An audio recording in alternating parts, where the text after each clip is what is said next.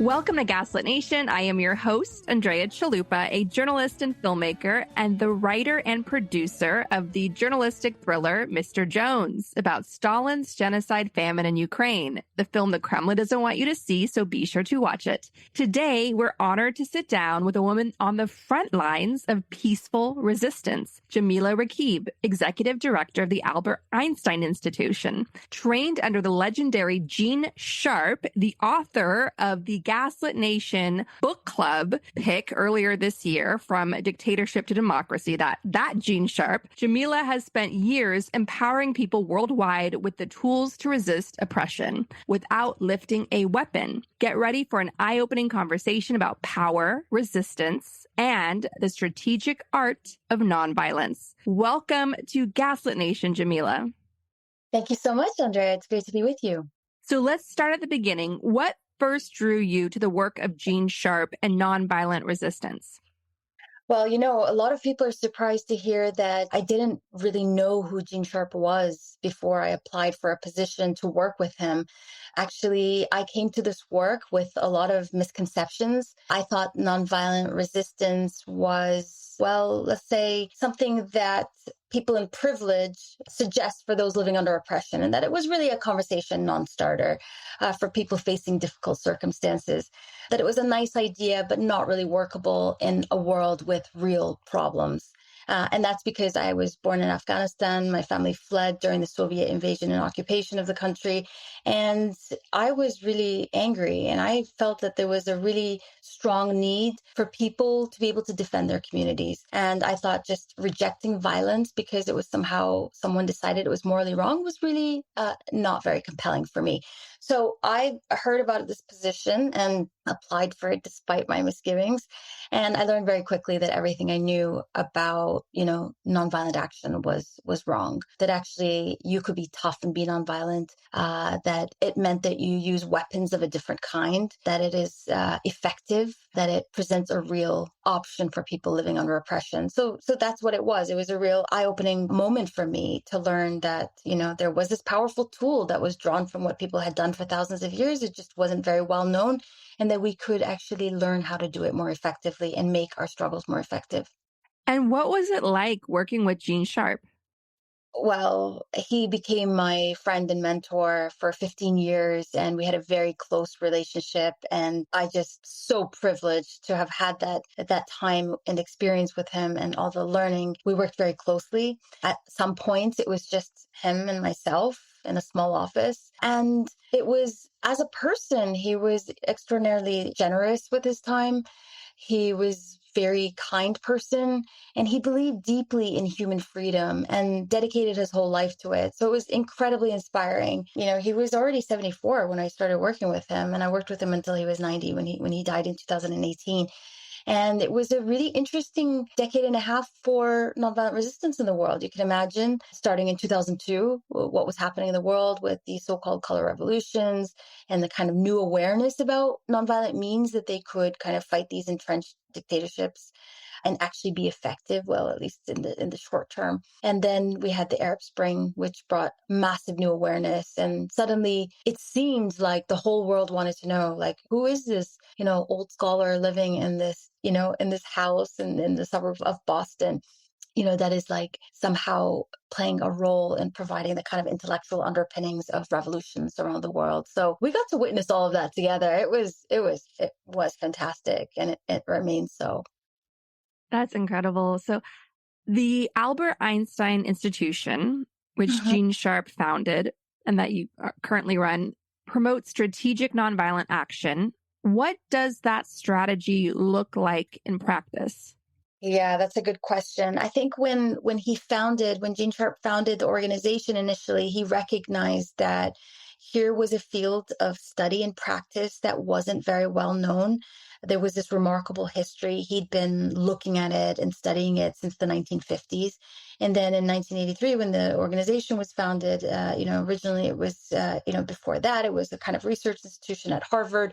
And he recognized that it needed to be an independent institution that would both conduct research, so looking at historical cases of how people had conducted struggles of this nature, when they chose to use nonviolent means as opposed to violence or doing nothing. Why did they make that decision? What did they do? What were the tactics they used? What worked? What didn't work? And what are the kind of best practices that we can distill from these historical cases, but also the ones that are ongoing and taking place around the world today? So there was a research component, and then there was a sharing of that research. Initially, because it was such a scholarly institution, it was mainly through publications. So he wrote more than 30 books on the topic. And we also had like a fellows program. So kind of really preserving the historical accounts, knowing that our societies are mostly emphasizing a history of war and violence. But meanwhile, there's this other thing that has been happening historically, and we need to document it. So it was taking like a very rigorous social science approach and applying it to a field of study that,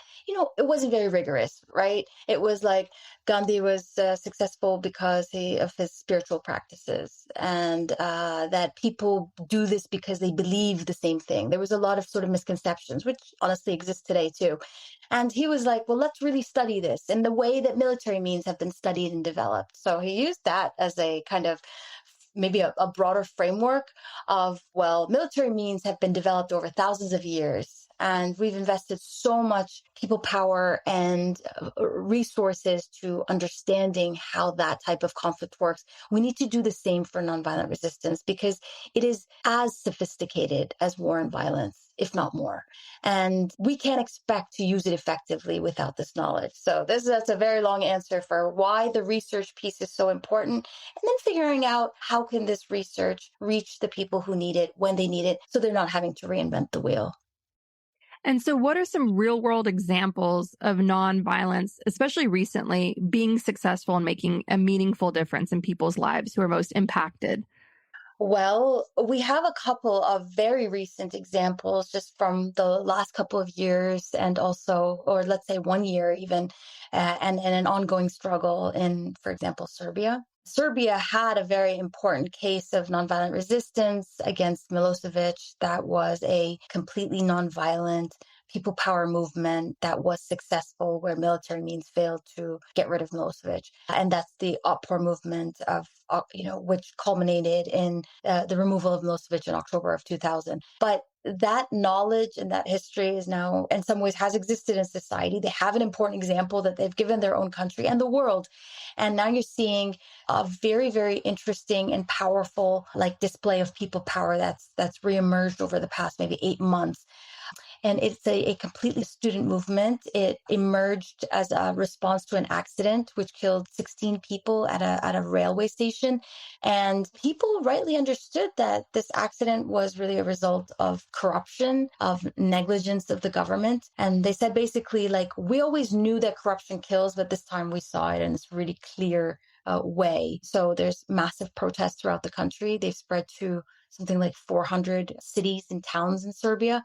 There's been a crackdown against them, a lot of violence and repression that they're facing, these mostly students. And in spite of this repression, the movement is going strong. Just a couple of months ago, they organized something like 1,000-mile ride to Strasbourg because they're saying basically that we're being completely overlooked by European leaders. And so they organized this bike ride to show their commitment to democracy and to human rights. And I think it's just an incredible example of how people are organizing under these difficult circumstances, that they're effective, even in face of repression that is completely student-led. They're building leadership and decision-making structures to make sure that what they're doing is sustainable, and they're presenting a real challenge to the government. So it remains to be seen what happens, but they've already achieved some very, very important incremental successes. And I think Bangladesh is the other one. Bangladesh also had about a year ago in August, a very, very powerful student-led movement. It was mainly students from high school and colleges, and they eventually forced the prime minister to resign, someone who had ruled the country for 15 years, completely nonviolent. using really diverse tactics. And there's an important point to be made here, which is that it wasn't just, street mobilizations. There's this perception globally that we can go in the streets, hold a sign, express disapproval, and somehow change is inevitable. And they recognize that there's a lot of building of power that's required, building of skills, understanding that people in the movement need to be trained for negotiations, for elections, that there needs to be a pathway to democracy. And these students are just having this remarkable, they led this remarkable movement, and now they're making sure that the gains they made can be defended. And so they have a transitional government now, and they're insisting that they have a role in that transitional government, that, what they did needs to be continued so they can see their revolution through. I think those are remarkable examples.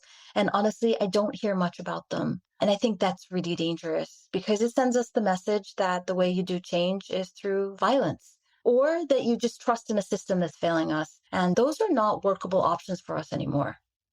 Yeah, well, everybody is focused on Trump and Netanyahu dragging America into war with Iran. So yes, those two examples that you gave, Serbia, Bangladesh, we are not seeing that in the American press to any large degree. I want to ask about Serbia because famously you talk about this current struggle in Serbia led by students. And historically, though, the horrific regime of Milosevic was brought down ultimately by NATO violence, and he was dragged to The Hague. But Andrea, that is debatable. And I think that people in Serbia, clearly there's a debate nationally and probably inside Serbia as well. But many people would say that actually the bombing made Milosevic stronger in the short term. That in fact, NATO bombing really disrupted a movement that was already achieving a lot of effectiveness in undermining the sources of support that he had in mobilizing the Serbian population. And that, in fact, that disruption set the movement back. And so I think this is a problem globally, that we attribute much more success and effectiveness to violent means than is borne out by the evidence. And that there is a very, very clear rally around the flag effect that happens in moments like this, even by people who hate their governments, that when they're attacked by outsiders are going to really either out of a sense of fear stop what they're doing, or they're going to see no other choice but there's a pressure there to tone down the dissident activity to really, support the government they have. And we talk a lot on this show about the Dictators playbook. Gaslit Nation wrote a whole graphic novel on it called Dictatorship It's Easier Than You Think, but all the ways dictators come to power and stay in power. And all the work that you focused on for so long now, what do you see as the militant, because that's what Martin Luther King Jr. would call it, militant, nonviolent resistance? What would be sort of a really smart step-by-step blueprint? Because I agree with you. It's not enough for us to just go in the street and hold up signs. There have to be stronger network effects that are activated. And so what would that look like?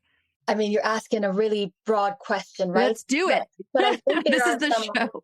Yeah, there's some principles that we can draw from that we don't necessarily see reflected. And I'll just start by saying that this type of action is still the best tool we have, even though it doesn't work perfectly, but that a lot depends on what we do. We focus so much on the conditions of our society, what the authoritarians are doing, how sophisticated they are. We're often attributing too much sophistication to them when in fact they have weaknesses. And one of the major weaknesses they have is that they rely, even the most dictatorial system, even the most authoritarian relies on the obedience, cooperation, and assistance of actually multitudes of people and groups in society. And so understanding this basic concept of power, that they inherently don't actually have power. It's what power we give them by either doing nothing and obeying, or by cooperating and providing what they need to function to carry out their harm. And so, without getting too much theoretical, we can't develop strategies without this understanding. And I think it's incredibly empowering to say that, okay, we do need to understand their capabilities. We need to know what capabilities the opponents have that are going to be mobilized against us, because we want to make sure they don't collapse our movements. but that actually focusing on them is actually demobilizing and disempowering. So a good understanding of power and a good understanding of our societies. And I think we often lack that. I'm not saying people don't know their communities. I think they do. But do we have this kind of bird's eye, kind of complete understanding of our societies?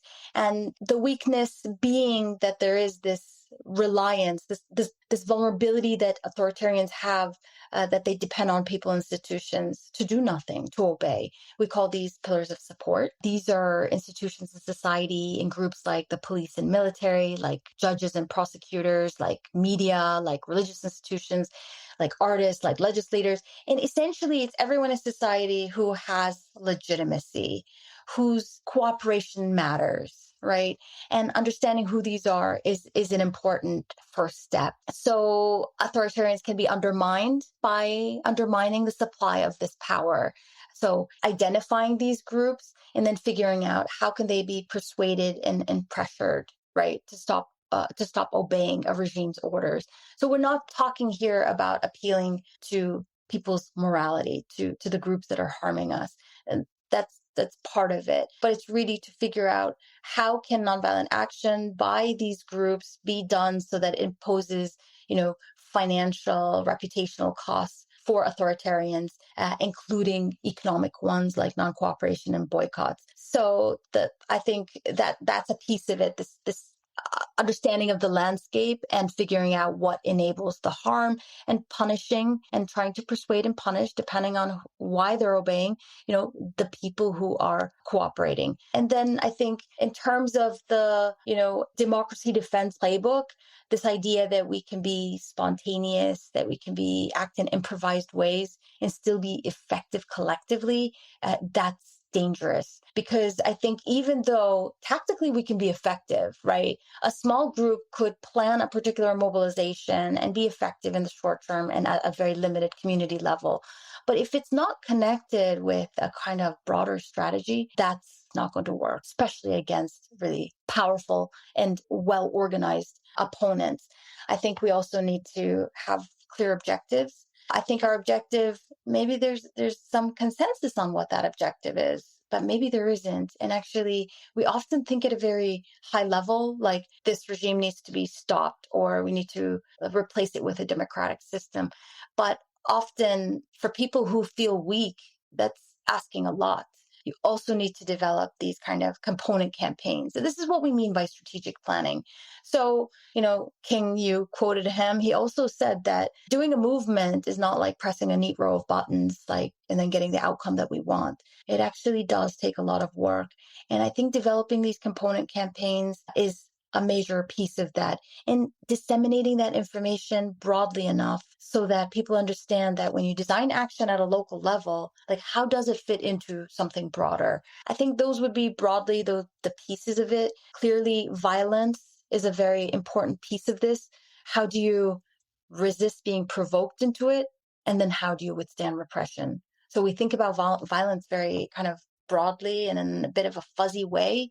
But I do think it's important to distinguish between the type used against us to make us stop what we're doing and the one that we need to resist using. And it's really important to do both because, that's what the research shows, that movements can be collapsed by repression, but that they need not be, that there are ways to resist it. And there's a whole variety of those. So I think having this understanding in societies allows you to then use these kind of 190 tactics.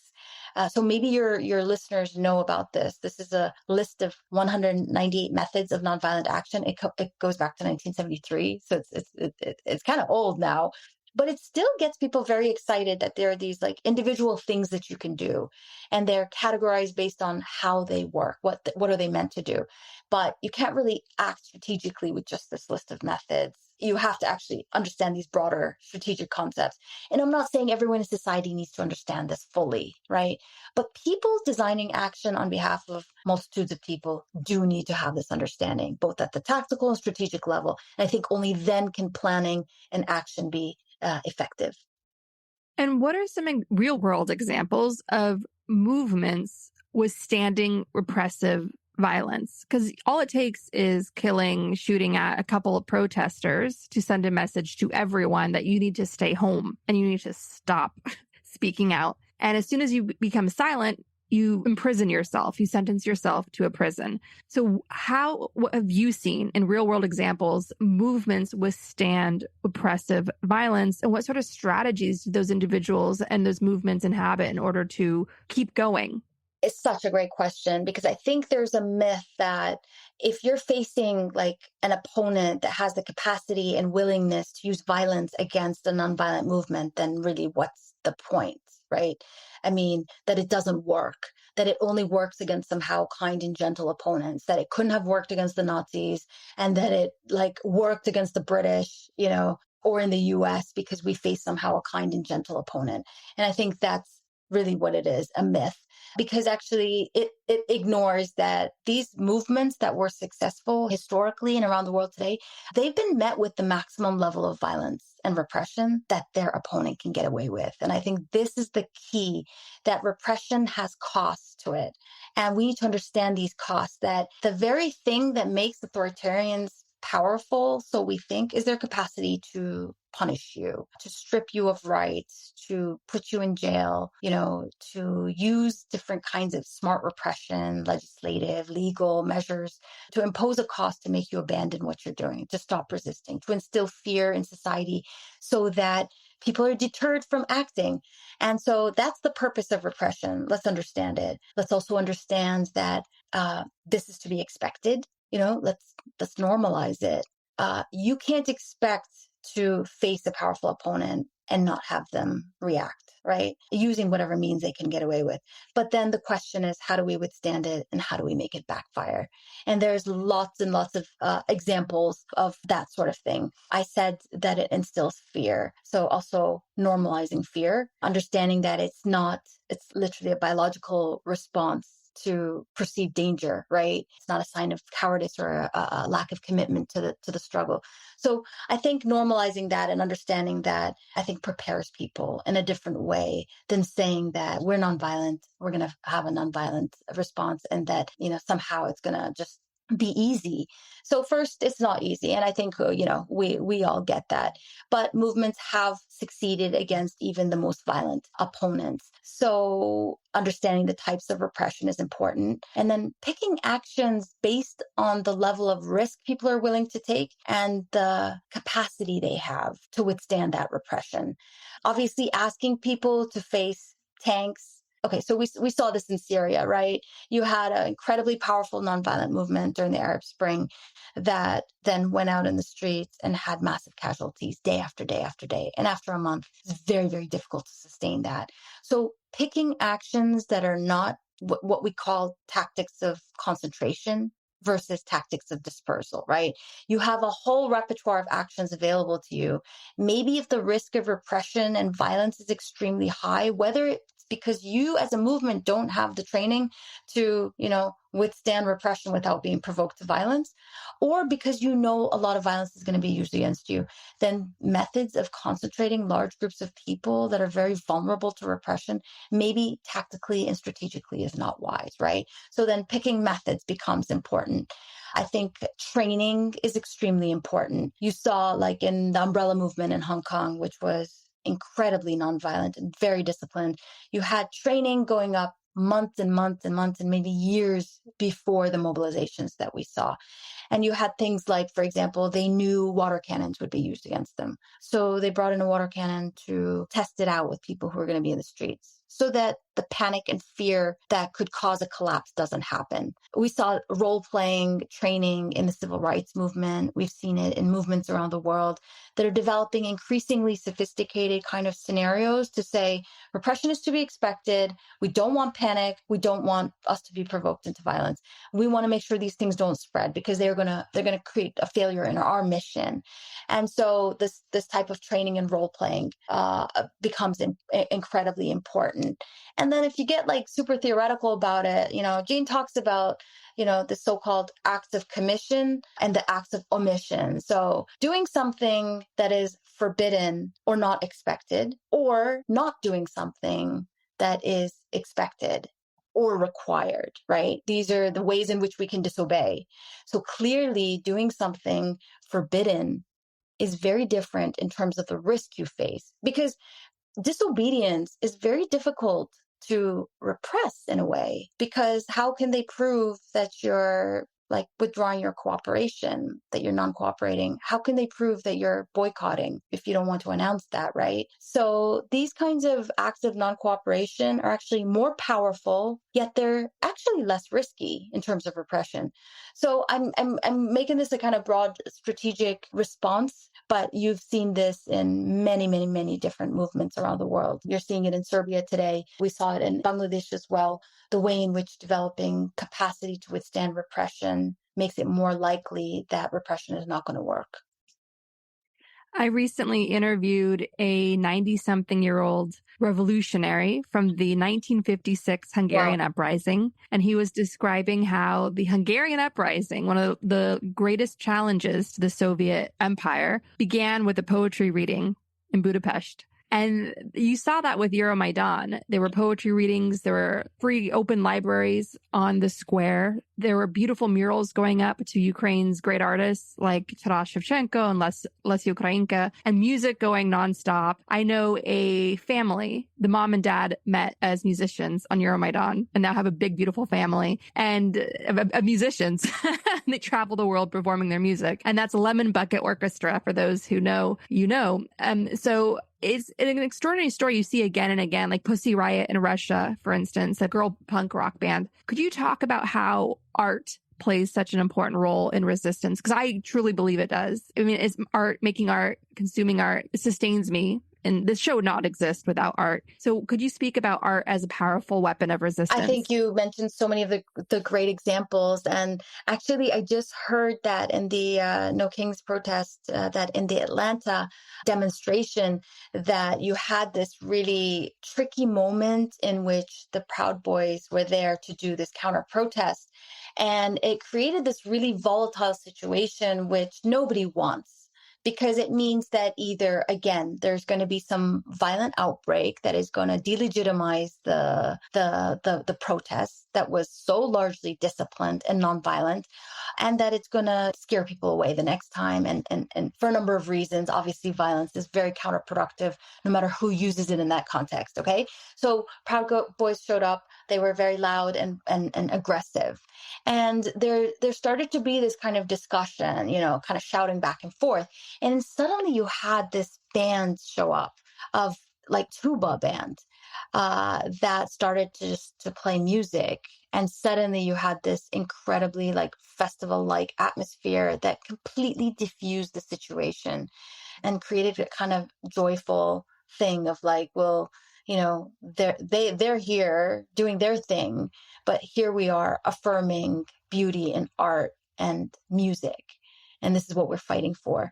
And also, I mean, let's not forget, music has this quality of regulating your nervous system. So there's actually a biological response, which I'm so fascinated by, because we think about music and art as this kind of feel-good thing, but actually historically, just as the military uses like cultural symbols and music and bands in a way to kind of promote nationalism or unity or sense of belonging, to reduce fear stimuli. I mean, movements have historically used it as well. I see it as a strategic necessity, to be honest, not a kind of nice thing that we can do. And we saw that there's an incredible example. Have you heard about the Estonian singing revolution? It's an incredible way in which Estonians during the independence movement in the early 90s from the Soviet Union held hands and sang. And somehow they said, like, when one person sang, it was grounds for arrest because singing national songs was an assertion of a culture, and somehow that was illegal. But when people, thousands of them, did it together, suddenly it reduced fear. It showed that their opponents were not as powerful as they made themselves out to be. And it promoted this sense of like wellness and defiance in a way that also reduced risk. So there's so many ways we can talk about the role of, music and art and culture. These are in the 198 methods of nonviolent action. I mean, I should go in there and look at how many of them actually are art and culture, because guerrilla theater, even when I said role playing and trainings, art as a means to educate and to communicate values, to communicate even strategic insights. We have examples of how in societies where, for example, there's a large rates of illiteracy, they use comic books to communicate basic theories of power in quite sophisticated ways. Because just because people can't read doesn't mean they can't understand these sophisticated and important concepts. So the theory of consent through like stories and through theater is very powerful. And I mean, there's obviously such a rich history of that. And art gives us a feeling of shared humanity to aspire to, which is extraordinarily powerful and transcends all of these idiot dictators that we're up against. I want to ask you about technology. So obviously Gene Sharp has been at this for a very long time, and you've inherited his mantle, and you've been at this for a long time. How does the methods that he talks about in Dictatorship to Democracy and all the research you've done, how can that apply now in our AI sludge, bot farm, disinformation on social media fueled algorithm, world? I know I'm trying to like list all the evils we're up against, including the oligarchy of Silicon Valley that engineers these algorithms to be mass destructive, including against ourselves. Like rates of suicide ideation and self-harm among young girls shoots up using Instagram, and they don't care as long as they're boosting engagement and making profits for their shareholders. So how do you see your resistant methods applying in this dystopian, futuristic hellscape? Yeah, hellscape is right. I think that the landscape is, it's scary out there. But, I think it's another tool available to all of us. Disproportionately, yes, because what we're seeing is that it's creating another imbalance in terms of capabilities, because the opponents are quite sophisticated in their use of these technologies to create further imbalances of power. And they're investing very heavily into them. And, our technologists among us somehow believe that these tools are somehow inherently democratizing. I mean, in the same way that there was that euphoria, or wait, maybe they don't believe that. It's really about profit. But anyway, I think there are some technologists and purists that think that somehow, building these tools is democratizing, or that they have no responsibility as to how they're going to be used and what kind of a world that they're going to bring us to. But we need to understand these capabilities. We need to understand how they're being used against us. I mean, I think there's not we don't have full knowledge of that. I mean, you know yourself. I look at it. I look at the very specific cases in which the technology is affecting what people do in their communities and how they either enable authoritarians or the movements. And you're finding weird cases. Maybe you've heard of these where people are being mobilized to protest locations, even being told to bring weapons, and both the protesters and the counter-protesters are both being mobilized from like a troll farm in Russia. This is the kind of thing where you're actually seeing a shift in behavior, and that the technology coupled with an understanding of how to weaken movements and how to promote violent conflict is incredibly dangerous. So I'm interested in how it changes how people think, but also how is it impacting behavior in ways that are really weakening the movement space. But let's not forget that in some ways these tools are also available to us, and that it's a mistake to think that, that there's no role for AI for the movement space. I'm very interested in how, just like the internet reduced the cost of organizing, it reduced it to the point where it made street mobilizations easier, because you no longer needed like the March on Washington and everything that required logistically to get tens of thousands of people in the street. You no longer needed those structures, the level of decision making, the resources, the planning, right? You could skip all of that. You could get a lot of people in the streets, but it wasn't really sustainable. You didn't have clear objectives. People were not really trained. You didn't really have a structure to make sure that they could build on that mobilization. I think that the new tech tools carry with them those same vulnerabilities, that they are reducing the cost of, for example, analysis. The kind of analysis I was discussing earlier about really understanding our society and what it's, or the authoritarians and what their weaknesses are, understanding like security forces. So I think it makes this analysis that normally is very difficult for movements to do, it makes that easier. Access to case studies, understanding what people in our own societies have done, what people have done in other countries that have similar conditions, that's much easier with AI. Developing scenarios and exercises that can help people think and plan together. That's something we're experimenting with right now. I think that's a really fascinating use of this incredibly, sophisticated data and tools. And so going back to what we started with, which is that these are the conditions we're facing. Understanding these capabilities doesn't have to demobilize us. It has to mean that our strategies have to shift. And it means that we have to prepare to face them and to figure out how we ourselves can use them. But that these tools, when used in the movement space, can't replace the need for building power, organizing, thinking for ourselves, using common sense, because I fear that people are going to become reliant and dependent on them in the same way that we use social media tools to mobilize people without building the power necessary to make our actions sustainable. I want to ask you about the 3 largest weaknesses you see specifically with Trump and his administration and the democracy crisis here in the US right now.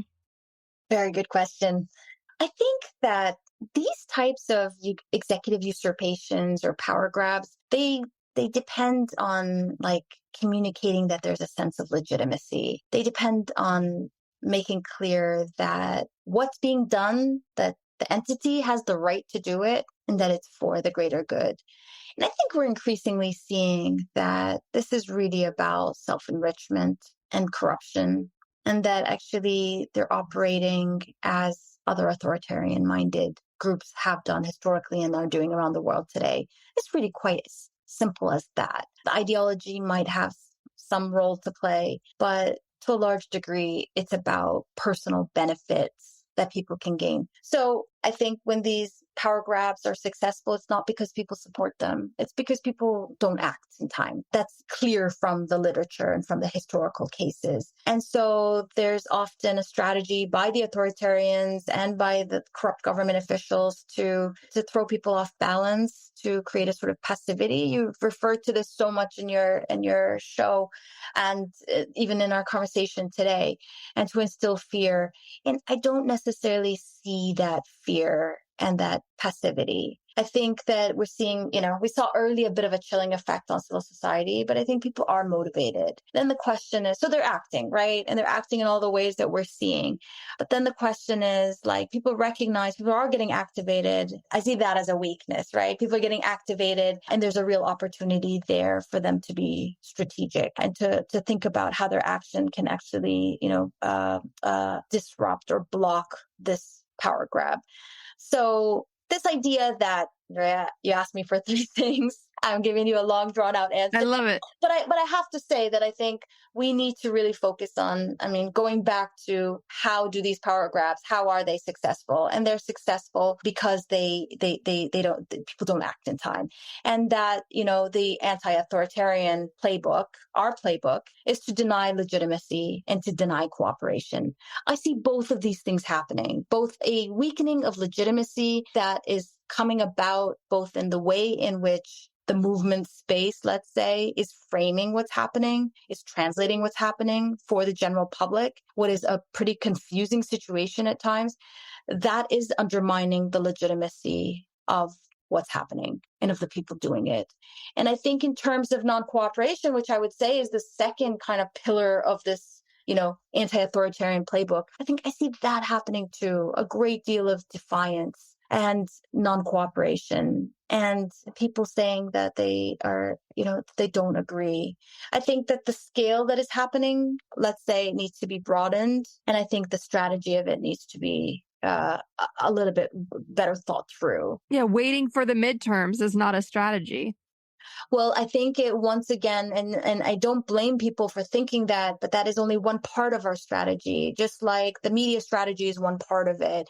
Just like, an organizing strategy is one part of it. Just like the protest is one part of it. But we're facing opponents that are using a kind of multi-tiered strategy. Because just as they're pursuing a legislative strategy, an executive strategy, a media strategy, a civil resistance strategy, let's say, they're pursuing these kind of simultaneously. And meanwhile, we're often just pursuing one at a time. And the electoral one is not on its own going to work because that that depends on the system working when we're seeing that actually the institutions can be so undermined that election results might not be honored. Are we going to have free and fair elections to begin with? And what makes us think these legislative bodies are not going to be so stripped of any power that even when we have legislators in there, that they're going to on their own be able to stop a further degradation of democracy? For that, I think we need to understand that everyday people have a role, religious institutions have a role, the media has a role, and that there's a really ecosystem response needed here. And I fear we don't have that, or at least it's not coordinated in any way that can be cohesive. Because I see people right now saying that this authoritarian takeover is not successful because they're losing a lot of court cases. Well, that assumes that the strategy is a legal one. But what if it's not? And we know it's not. Then that's not a very clear indicator or a good indicator of whether ultimately we're going to be able to defend the system. And so what advice do you have for people listening? What should they be getting themselves involved in? I know movement work is not easy. It's not like pressing buttons, but what would you advise people listening to do? I think first there's a public awareness, like public education piece that the system requires us to defend it and that we actually can do that. That there is a historical precedence to these types of power grabs being defeated, and it provided that we think carefully and act according to what is likely to be effective and what we have the capacity to do and the level of risk we're willing to take. Maybe there's some quiet thinking required there in groups and on an individual basis, that something more and different is required now. It's also figuring out in our groups, whether that group is 5 people or 500 or 5,000, designing action with some strategic insight in play. What are the actions available to us? What is the objective of what we're about to do? Is this likely to achieve that? How is it going to serve the movement as a whole? And by serving the movement, I mean either empowering people or undermining the opponent's capacity to inflict harm. I mean, those are really our main objectives here, and if it doesn't do that, if it weakens our movement, then perhaps we ought to reassess that. So applying some strategic logic to our actions, understanding what is the repertoire of actions available to us. There's a responsibility for educators, like movement educators, like groups like ours, others, to work very aggressively right now to disseminate this knowledge. And clearly I'm in the education space, so I see a real need for that. I think people are acting without really understanding what they need to do, what else they might do, what that's meant to achieve, how to build on it, how it fits into something larger. This idea that we need to have some sort of centralized leadership or someone telling us what to do, maybe that's too much to ask. And maybe that's actually a liability anyway, but people still need to be coordinated and effective. And I think we can do that through getting a sense of understanding about how this type of action works, looking at the case studies, looking at the methods available to us, and having these conversations in our small groups.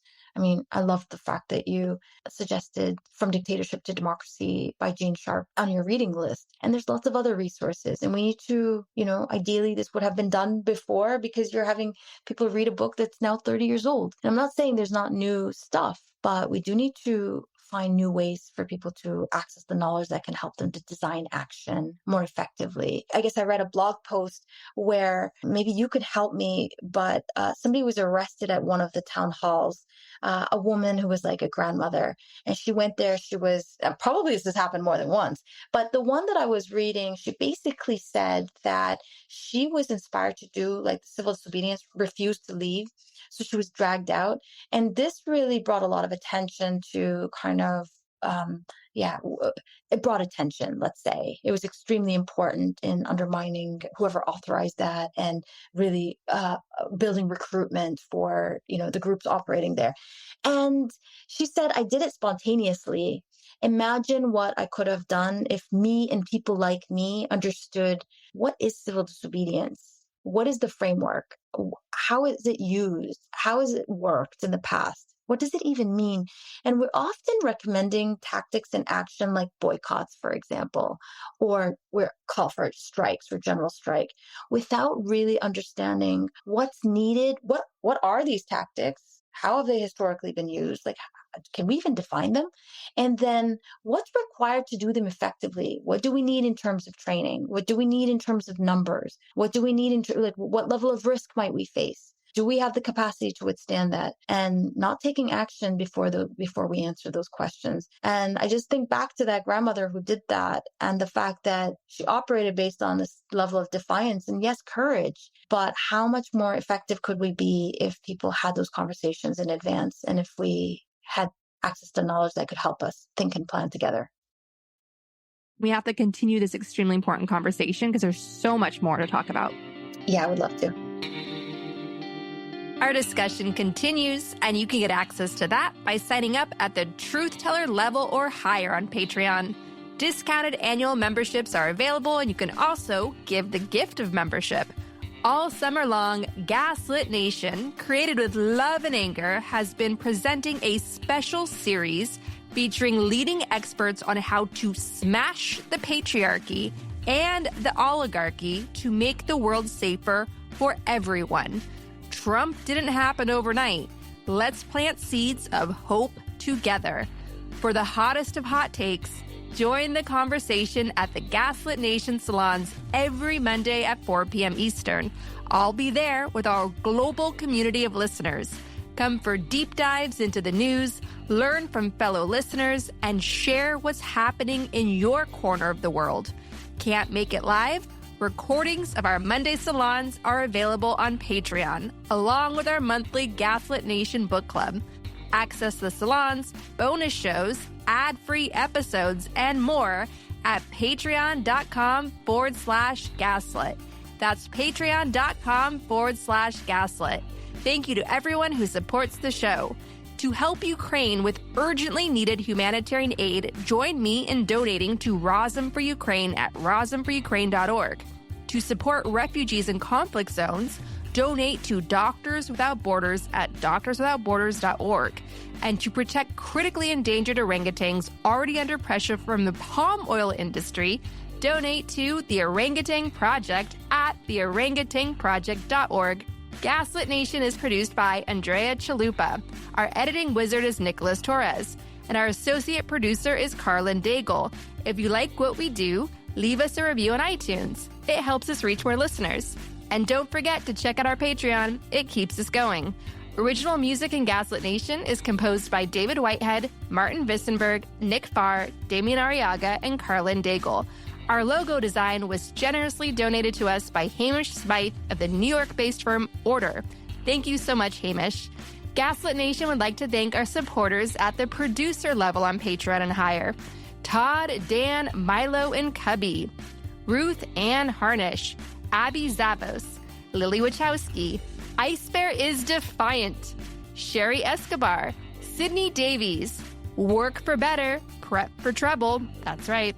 John Schoenthaler, Ellen McGirt, Larry Gasson, Ann Bertino, David East, Mark, Sean Berg, Kristen Custer, Kevin Gannon, Sandra Collins, Katie Masuris, James D. Leonard, Leo Chalupa, Carol Golstad, Marcus J. Trent, Joe Darcy, D.L. Singfield, Nicole Spear, Jans Alstrup Rasmussen, Mark, Diana Gallagher, Leah Campbell, Jared Lombardo, Randall Brewer, and Tanya Chalupa. Thank you all so much for your support of the show. We could not make Gaslit Nation without you.